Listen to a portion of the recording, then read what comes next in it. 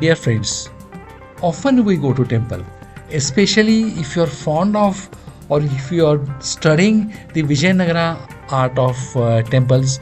At most of the temple, you will find certain figures which are displayed outside, and most of the time they will be at a lowermost level.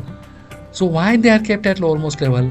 Lowermost level is something by which you approach a temple, you come to the temple with that, and then you get elevated as you go in the temple, and that is projected over the temple walls. So here what we are seeing on the temple wall, there are certain carvings that is at lowermost portion. It shows a squat. The person who is a squat, he is a strong figure with upraised arm and is shown like Vyala, then or Bhuta. So like that, there are two different thoughts, two different expression by which you can interpret this. These are the mythical, often dwarf-like attendants placed in a squatting position, and they make the bottom row of the most of the temple. They have got minimum ornation. They do not wear a mukut or kirit. They got jata mukut.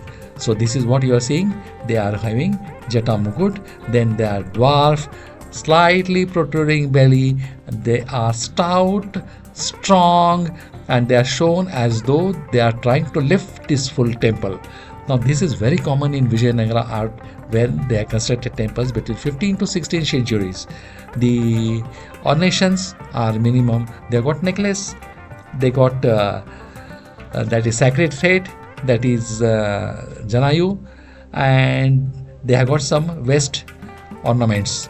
Their eyes are large, they are protruding, and they are dwarf as seen on their thickness, or they are slightly broad as compared to the height. Then above them is the Kirti Mukha. That is not difficult to make out. It is a Kirti Mukha. Now what a Kirti Mukha or a face of glory shows, look at the expression. It is a pleasant face, but eyes are protruding.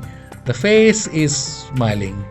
So Kirti Mukha, what we see, is a face of glory.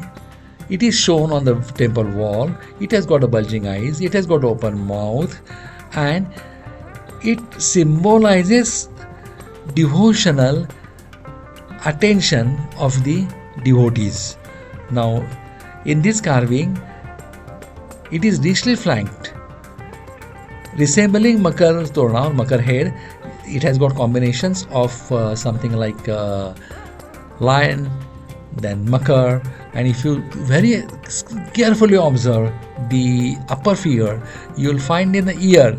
Now focus on the ear, you will find circular coil, which could be either earrings or they can be a serpent or the snakes. Both are possible. And above is the Makar Torna. It is not difficult to make out. The Makar Torna with Kirti Mukha is the typical of the Vijayanagara art. So here we are finding a arch Torana, which is Makar Torna. Then we are finding Yal here. We are finding a happy face here, and we are finding also a dwarf. So dwarf is called as Shiva Gana. Now there are two types of Gana. When Ganas are with Shiva, they are called as Shiva Ganas, and when they are outside, they are only called Ganas. They are supposed to lift the temple. What does it mean? They are the protective elements. They protect everybody crossing them from the bad evils. So no bad evil, no negative energies can enter, and that is what a job Lord Shiva, God Shiva, has given to them to protect his devotees when they come to him. What you feel about all these things is very common. Most of the places you see, and do write in the comment what you feel about it.